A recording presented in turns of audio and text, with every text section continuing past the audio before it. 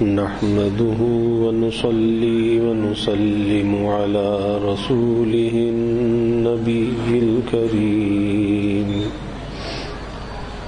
وعلى آله وأصحابه أجمعين.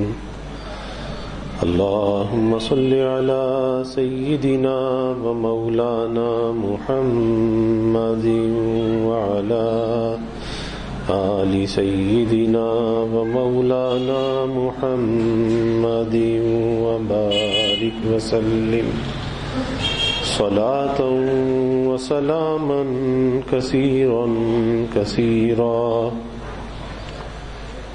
توفیق الہی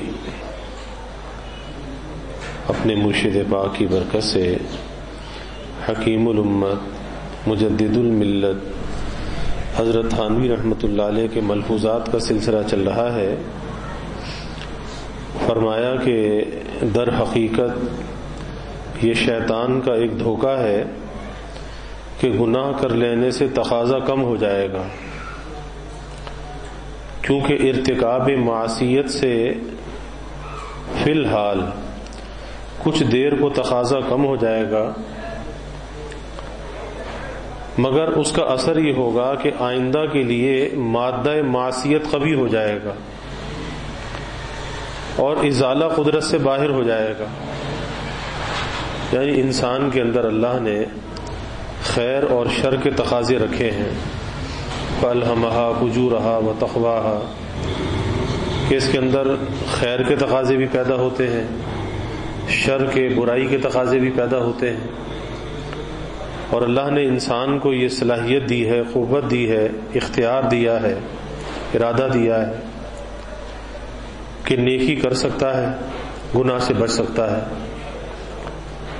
لیکن دو اس کے دشمن ہیں، ایک نفس اس کا دشمن ہے، ایک شیطان اس کا دشمن ہے. اب جب یہ بچنا چاہتا ہے اور یہ جانتا بھی ہے کہ یہ گناہ ہے، یہ برائی ہے، اس سے اللہ ناراض ہوگا، اللہ کی پکڑ آئے گی، جانتا بھی ہے، لیکن نفس بھی اسے گناہ کی رغبت دلاتا ہے، گناہ کی طرف مائل کرتا ہے، اور شیطان بھی مائل کرتا ہے. اب یہ کشمکش کے اندر ہے کہ یہ کیا کرے. نفس اور شیطان کی چال یہ ہوتی ہے، کہتے اچھا ایک دفعہ کر لو پھر نہ کرنا، گناہ کا تقاضا ہے، ایک دفعہ کر لو پھر چھوڑ دینا. اب یہ ایک دھوکہ ہے کہ گناہ کا تقاضا پورا کر کے پھر گناہ سے کیسے بچے گا. اب انسان دھوکے میں آ جاتا ہے، اچھا ایک دفعہ کو تقاضا پورا کر لو، آئندہ پھر نہیں کریں گے، بس طبیعت بھر جائے گی نا اس برائی سے، گناہ سے، کسی کو گھورنے سے، تکنے سے طبیعت بھر جائے گی، تو پھر آئندہ کے لیے تقاضا ختم ہو جائے گا، پھر آئندہ کے لیے چھوڑ دیں گے. جبکہ حضرت یہاں پہ فرما رہے ہیں کہ وقتی طور پر کچھ دیر کے لیے تو تقاضا کم ہوگا، مگر مادہ معصیت کا قوی ہو جائے گا، اس کی آبیاری ہوگی نا. آبیاری، کوئی جھاڑی اگر اگائے اور کسان اس کو نکال کے نہ پھینکے تو ظاہر ہے کہ وہ جھاڑی اس کھیت کے اندر اس کی غذا بھی کھا رہی ہے اور پانی بھی لے رہی ہے اور پھر اس کی جڑیں مضبوط ہو رہی ہیں. اب اس کھیتی کے اندر اگر وہ جھاڑی جو اگائی ہے اس کا طریقہ یہی ہے کہ اسے نکال کے پھینک دے، بس قصہ ختم. اب اس کی کھاد بھی بچ گئی، پانی بھی بچ گیا. اسی طرح سے گناہ ہے کہ نیکی کی کھیتی میں گناہوں کے کانٹے اگتے ہیں. اب اس گناہ کے کانٹے کو کیا کرنا چاہیے؟ اسے نکال کے پھینک دینا چاہیے، یعنی اس کے تقاضے پہ عمل نہیں کرنا چاہیے. اگر عمل کیا تو کیا ہوگا؟ اسے غذا ملے گی. جیسے کھیتی جھاڑی کو اگر کھیتی سے نہ نکالا جائے، وہ کھاد بھی کھا رہی ہے، پانی بھی لے رہی ہے، اس کی جڑیں مضبوط ہو رہی ہیں. تو اسی طرح اس نیکی کی کھیتی کے اندر جو گناہوں کے کانٹے ہیں، اسے آدمی اس تقاضے کو پورا کر کے اس کو قوی کر لیتا ہے، اس کو مضبوط کر لیتا ہے. اور جب وہ تقاضا اندر سے مضبوط ہو جاتا ہے، اب اگر یہ گناہ چھوڑنا چاہتا ہے، اب گناہ نہیں چھوڑتا. اب گناہ نہیں چھوٹتا، بد نظری نہیں چھوٹتی، جھوٹ نہیں چھوٹتا. کس وجہ سے؟ کہ یہ اس خواہش کو پورا کرتا رہا. تو اس خواہش کا پورا کرنا یہ اس کا علاج نہیں ہے، بلکہ اس خواہش کو کمزور کرنا یہ اس کا علاج ہے. اور خواہش کس چیز سے کمزور ہوتی ہے؟ خواہش اس تقاضے کو پامال کرنے سے خواہش کمزور ہوتی ہے. اس تقاضے کو پامال کیا جائے، یعنی اس تقاضے پر عمل نہ کیا جائے تو کیا ہوگا؟ خواہش کمزور ہوگی. اور اگر اس تقاضے کو پورا کرتا رہا تو خواہش کبھی ہوتی رہے گی، اور پھر وہ کیفیت ہوگی کہ گناہ چھوڑنا چاہے گا، جس کو حضرت نے بیان فرمایا کہ اب ازالہ جو ہے قدرت سے باہر ہو جائے گا. ازالہ قدرت سے باہر ہو جائے گا. اس لیے معاشرے کے اندر بہت سے لوگ ملتے ہیں، کہتے جی گناہ سے بچنا تو بڑا مشکل ہے، ایسی عادتیں پڑ گئیں، اب وہ چھوٹتی نہیں ہے، کیسے چھوڑی جائیں؟ وجہ کیا ہے؟ کہ عادتیں پڑ نہیں گئیں، انہیں ڈالی گئیں، پڑ نہیں گئیں. اس تقاضے کو پورا کر کر کے وہ عادتیں ڈالی گئیں. کسی کو پان کی عادت، کسی کو سگریٹ کی عادت. اب یہ کیا ہے؟ عادت ڈالی گئی، خود ڈلی نہیں. ایسا تو نہیں تھا کہ پان خود بخود منہ میں آ گیا یا سگریٹ خود بخود جیب میں آ گئی، نہیں، پیسوں سے خریدا تھا. جبھی تو عادت پڑی نا. ایسے کیسے عادت پڑ جاتی؟ اس سے آگے پھر آدمی بڑھتا چلا جائے، منشیات، شراب نوشی، یعنی جتنی بھی خرابیاں ہیں تو وہ خود بخود وہ چیز انسان کے اندر نہیں آتی، وہ انسان اس عادت کو ڈالتا ہے. تو جس طرح سے اس عادت کے ڈالنے کے اندر اس نے اس لذت کو پورا کیا، اس تقاضے کو پورا کیا، اگر اس کی مخالفت شروع کر دے، مجاہدہ تو ہوگا، تکلیف تو پیش آئے گی.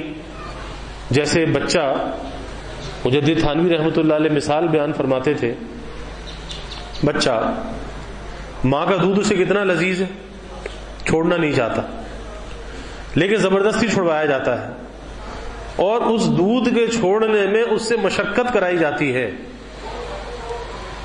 اسے روٹی کی عادت ڈالی جاتی ہے، ٹھوس غذا کی عادت ڈالی جاتی ہے. اور جب وہ ٹھوس غذا کا عادی ہو جاتا ہے، اب اسے ماں کے دودھ سے نفرت ہو جاتی ہے. اسے کہا بھی جائے کہ ماں کا دودھ پیے گا تو اسے نفرت ہوگی، گھن آئے گی، کیونکہ اسے اس سے اچھی غذا کی عادت پڑ گئی، اب اسے ماں کے دودھ کی ضرورت نہیں ہے. تو وہ چھڑوایا گیا. اس چھڑوانے میں کتنی مشقت پیش آئی، تکلیف پیش آئی، بچہ رویا اور اس نے تنگ کیا، سب کچھ کیا، لیکن ماں نے دودھ چھڑوا دیا. تو اسی طرح سے نفس کو یہ جو گناہوں کا دودھ لگا ہوا ہے نا، گناہوں کی لذت لگی ہوئی ہے، تو اس کو چھڑوانے کے لیے ایک تو نیکی کا اہتمام ہے کہ نیکی کی غذا دو. جب نیکی کی غذا اسے ملے گی، اس کے اندر طاقت آئے گی، قوت آئے گی، گناہ سے نفرت ہو جائے گی. جیسے اس بچے کو ماں کے دودھ سے نفرت ہو گئی، اب وہ ماں کے دودھ کے پاس بھی جانا نہیں چاہتا. تو اسی طریقے سے اس گناہ کی نفرت دل میں ڈالنے کے لیے ایک تو نیکی کا اہتمام ہے، آدمی نیکی کے اندر لگ جائے، اس سے قوت بھی آئے گی، صلاحیت بھی پیدا ہوگی. اور دوسری بات کہ گناہ کا تقاضا ختم نہیں ہوگا. کوئی سمجھے کہ نیکی کرنے سے گناہ ختم ہو جائے گا، نہیں ہوگا، بلکہ موجود رہے گا. ہاں کمزور ہو جائے گا، مزمحل ہو جائے گا، لیکن موجود رہے گا. اب اس کے لیے نفس کی نگرانی ہے، مخالفت نفس ہے کہ نفس کی نگرانی بھی ہونی چاہیے، اور اس تقاضے کی جو باقی رہ گیا ہے چاہے وہ کمزور سا ہے اس کی مخالفت بھی. کیونکہ اگر نفس کی نگرانی سے غافل ہو گیا، نگرانی چھوڑ دی، یہ تو آستین کا سانپ ہے، ڈس لے گا. یہ ڈسنے میں دیر نہیں کرتا، فوراً کوئی نہ کوئی تعویل گناہ کی پیش کر دیتا ہے. اچھا فلاں بھی تو یہ کام کرتا ہے، تو تم نے کر لیا تو کیا ہوا؟ اچھا ٹھیک ہے ابھی کر لو، بعد میں توبہ کر لینا.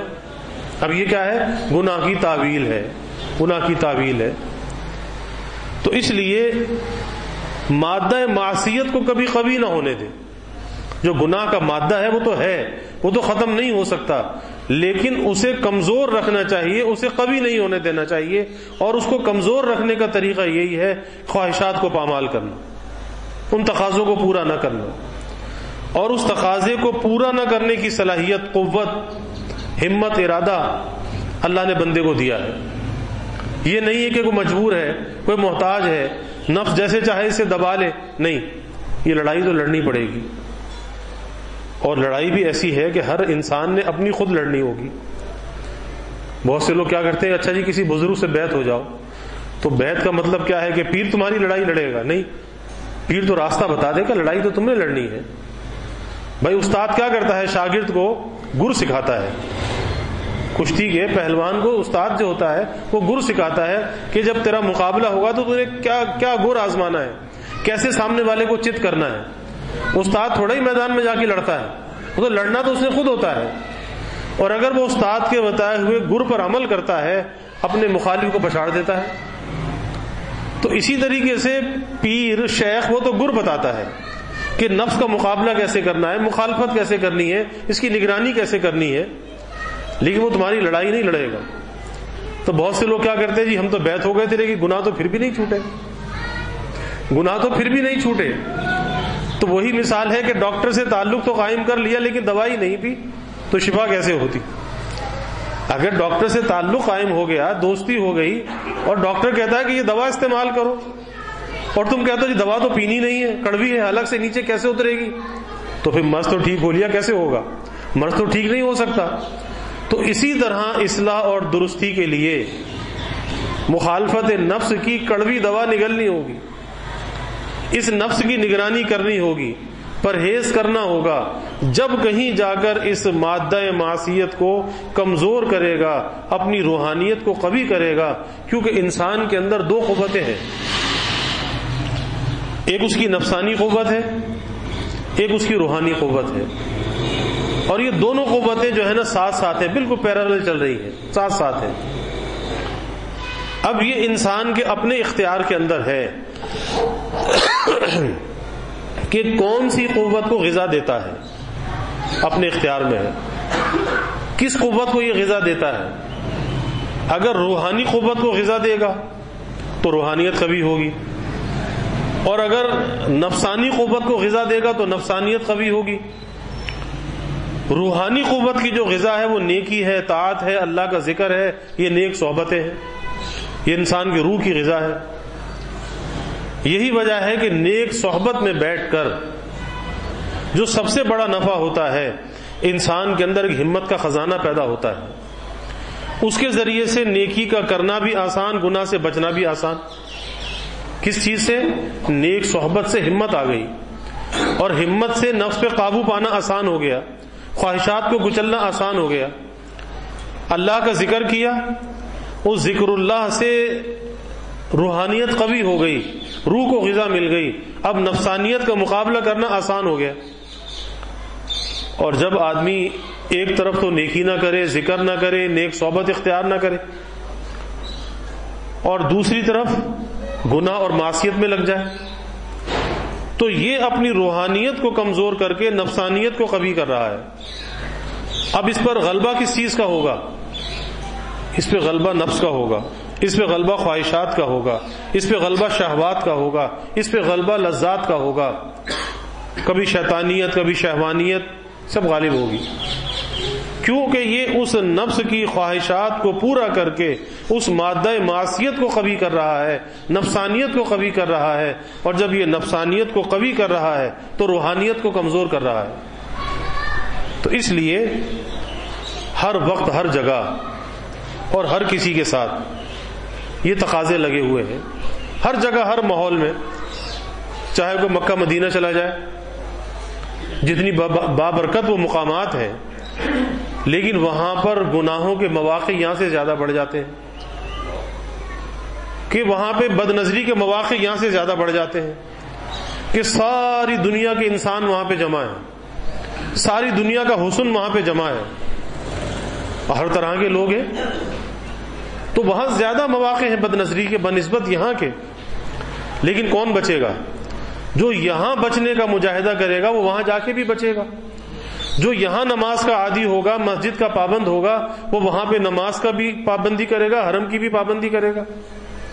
اور جو یہاں اللہ کے گھر سے دور ہوگا وہ وہاں بھی دور ہوگا. ایسے لوگ دیکھیں کہ حرم سے باہر سگریٹیں پی رہے ہیں بیٹھے ہوئے, پھر وہیں پہ گتے بچھائے، نماز پڑھ لی، باہر سے چلے گئے. کیا ہوا جی؟ 1 ہفتہ گزر گیا، حرم کے اندر داخل نہیں ہوئے، لاکھوں روپیہ خرچ کر کے گئے. لیکن وجہ کیا تھی؟ وجہ یہ تھی کہ یہاں اللہ کے گھر سے مانوس نہیں تھے، تو وہاں بھی باہر بیٹھ کے گپے لگاتے رہے، جیسے یہاں پہ چائے خانوں پہ لوگ بیٹھ کے گپے لگاتے. گھر بیوی پڑی ہوئی اکیلی، رات 12 بجے ہوٹل پہ بیٹھا ہوا چائے پی رہا ہے. اندازہ لگائیں آپ، بیوی کی حق تلفی کر رہا ہے، کل اللہ کو کیا جواب دے گا؟ تو جو اللہ کے گھر سے مانوس نہیں ہوگا وہ بیت اللہ سے کیسے مانوس ہوگا؟ جو یہاں پر بد نظری کو نہیں چھوڑے گا وہ وہاں پہ کیسے چھوڑے گا؟ وہاں پہ کوئی فرشتے ڈنڈا لے کر تو نہیں کھڑے کہ بد نظری کرے گا تو ایک ڈنڈا لگے گا. نہیں، یہ ڈنڈا تو خود نفس کو مارنا پڑے گا، خود اس نفس کا علاج کرنا پڑے گا. وہ ڈنڈا تو اللہ نے تمہارے ہاتھ میں دیا ہے، لگاؤ اس نفس کو، کچلو اس کی چاہت کو، پامال کرو، پھر دیکھو اللہ کا تعلق کیسے حاصل ہوتا ہے. تو اصل چیز کیا ہے کہ مادہ معصیت کو قوی نہیں کرنا چاہیے، مادہ معصیت کو قوی نہیں کرنا چاہیے، ورنہ یہ غالب آ جاتا ہے، پھر نیکی کا کرنا مشکل ہو جاتا ہے، پھر گناہ کا سے بچنا مشکل ہو جاتا ہے. اسی کو حضرت نے فرمایا کہ ازالہ قدرت سے باہر ہو جائے گا. ازالہ چھوڑنا بھی چاہے گا، گناہ نہیں چھوڑ سکے گا. اس لیے اس سے لڑتا رہے، اس لڑائی کو جاری رکھے. خواجہ صاحب نے فرمایا نا، جو نہ چت کر سکے نفس کے پہلواں کو، جو نہ چت کر سکے نفس کے پہلواں کو، ارے یوں ہاتھ پیر ڈھیلے بھی نہ ڈالے. یہ نہیں کہ اپنی لگام نفس کے سپرد کر دے، نفس کے حوالے کر دے. جو نہ چت کر سکے نفس کے پہلواں کو تو یوں ہاتھ پیر ڈھیلے نہ ڈالے، ارے اس سے تو کشتی ہے عمر بھر کی، موت تک لڑائی ہے. یہ تو تمہیں ڈھانے کے لیے، تمہیں چت کرنے کے لیے لگا ہوا ہے، تمہیں شکست دینے کے لیے کوشش میں لگا ہوا ہے. تو اس سے تو کشتی ہے عمر بھر کی، کبھی یہ دبا لے کبھی تو دبا لے. اور اگر کشتی ہی نہیں کرے گا تو پھر کیا ہوگا؟ وہی تجھے دبائے گا، پھر تو ہی شکست خوردہ ہوگا. تو اس لیے اس لڑائی کو، اس لیے ایک حدیث میں آتا ہے کہ اللہ کے حبیب صلی اللہ علیہ وسلم ایک مرتبہ جہاد سے واپس ہو رہے ہیں. اب جہاد کس سے؟ دشمن سے. دشمن کون؟ اسلام کا. اور کتنا بڑا ہے کہ اسلام کے دشمنوں سے لڑنا. تو آپ نے کیا فرمایا؟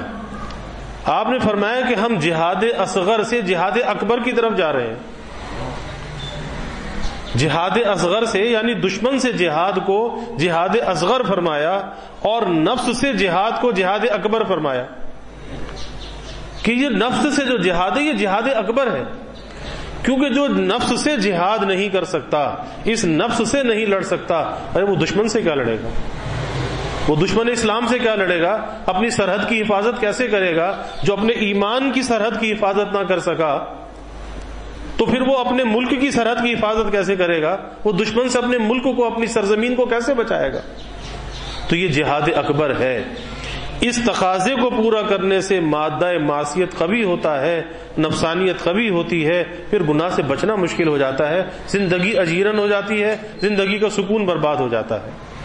تو اس نفس سے بھائی لڑتے رہنا چاہیے اور اس دھوکے میں نہیں آنا چاہیے. اچھا ایک دفعہ گناہ کر لو پھر نہیں کرنا، تو ایک دفعہ گناہ کر کے اس مادے کو قوی کیا، کمزور نہیں کیا، اگلی دفعہ اس سے زیادہ شدت کے ساتھ کرے گا، پھر اس سے زیادہ شدت کے ساتھ کرے گا، اور وہ اتنا غالب آ جائے گا کہ پھر گناہ سے بچنا مشکل ہو جائے گا. اس کا علاج ایک ہی ہے، مخالفت نفس، کہ اپنے نفس سے، جی سے کہہ دے کہ بھائی جان چلی جائے گی، اللہ کی نافرمانی نہیں کروں گا، بس ایک ہی علاج ہے. پھر دیکھ اللہ کی مدد کیسے آتی ہے. پھر تو نہیں بچے گا، اللہ تجھے بچائے گا، اللہ کی مدد اور نصرت تیرے ساتھ ہوگی، اللہ گناہ سے ایسے بچا دے گا تیرے تصور میں بھی نہیں ہوگا. اللہ ہمیں عمل کی توفیق عطا فرمائے. وآخر دعوانا الحمد للہ رب العالمین والعاقبۃ للمتقین والصلاة والسلام علی اشرف الانبیاء والمرسلین. اللہم صل علی سیدنا و مولانا محمد وعلی آل سیدنا و مولانا محمد وبارک وسلم. ربنا آتنا فی الدنیا حسنہ وفی الآخرۃ حسنہ وقنا عذاب النار. ربنا اتمم لنا نورنا واغفر لنا انک علی کل شیء قدیر. ربنا ظلمنا انفسنا وإن لم تغفر لنا وترحمنا لنكونن من الخاسرين اللهم أعنا على ذكرك وشكرك وحسن عبادتك اللهم وفقنا لما تحب وترضى من القول والعمل والفعل والنية والهدى إنك على كل شيء قدير اللهم أحسن عاقبتنا في الأمور كلها وأجرنا من خزي الدنيا وعذاب الآخرة اللهم زدنا ولا تنقصنا وأكرمنا ولا تهنا وأعطنا ولا تحرمنا وآثرنا ولا تؤثر علينا وأرغنا وارض عنا وأرغنا وارض عنا اللهم إنا نعوذ بك من جهد البلاء ودرك الشقاء وسوء القضاء وشماتة الأعداء اللهم إنا نعوذ بك من زوال نعمتك وتحول عافيتك وفجاءة نقمتك وجميع سخطك اللهم أرنا الحق حقا وارزقنا اتباعه وأرنا الباطل باطلا وارزقنا اجتنابه اللهم اغفر ذنوبنا واستر عيوبنا واشرح صدورنا واحفظ قلوبنا ونبر قلوبنا ويسر أمورنا وحسن مرادنا وتمم تقصيرنا اللهم نجنا مما نخاف يا حفي الألطاف اللهم إنا نسألك العفو والعافية والمعافاة الدائمة في الدين والدنيا والآخرة والفوز بالجنة والنجاة من النار اللهم إنا نسألك من خير ما سألك منه نبيك سيدنا محمد صلى الله عليه وسلم ونعوذ بك من شر ما استعاذك منه نبيك سيدنا محمد صلى الله عليه وسلم وأنت المستعان وعليك البلاغ ولا حول ولا قوة إلا بالله وجزى الله عنا محمدا صلى الله عليه وسلم ما هو أهله وصلى الله تعالى وسلم على النبي الكريم آمين.